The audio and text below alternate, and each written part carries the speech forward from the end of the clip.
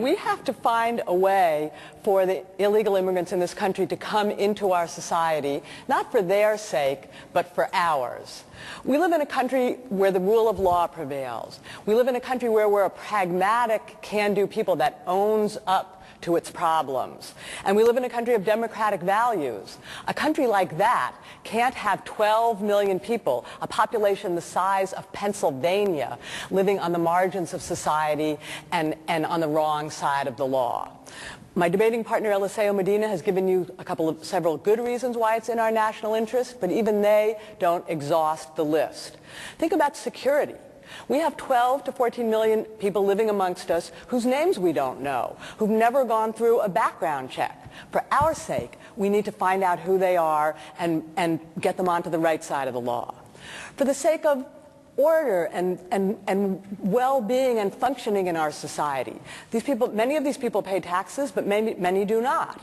Many of when people work off the books, as many of the undocumented workers do, that's bad for American workers. That undermines American workers' wages and working conditions and bargaining power.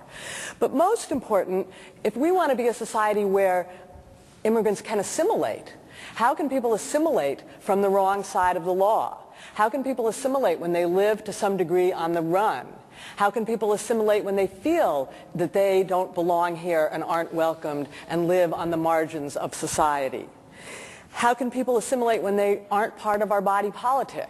If we're going to be a nation where immigrants come and work for decades, which is what many of these immigrants have been here for decades working, why would we want them to be living on the margins of society, not part of our country? Why would we want to create a class of people who are living outside of our rule of law and our society?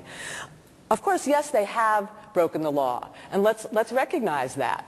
But let's ask them to earn their way back in. We shouldn't be just waving a magic wand and saying, fine, you didn't do anything wrong. And let's have a political discussion about what kind of hoops we think they should jump through in order to earn their way back in. Yes, we should have that conversation, and yes, they should be asked to earn their way back in. But let's not pretend they're not there and go on living as a country with a population the size of Pennsylvania, living on the wrong side of the law. But most important, as we do this, we also have to make sure that we only do this once.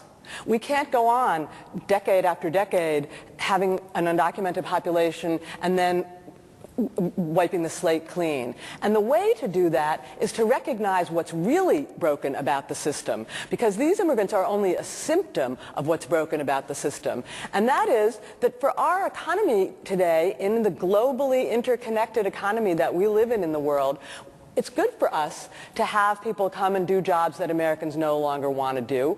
They come, it's good for them, it's good for us, it's often good for the sending countries. We have to own up to that reality and create a way for that to happen legally and in an orderly way and in a way that does create dignity for these people. So what to do about the 12 million people already here, that's a one-time fix of an old problem. The most important thing we have to do as we go forward dealing with immigration is own up to the reality of this interconnectedness that brings these immigrants here and handle it in a responsible and democratic way.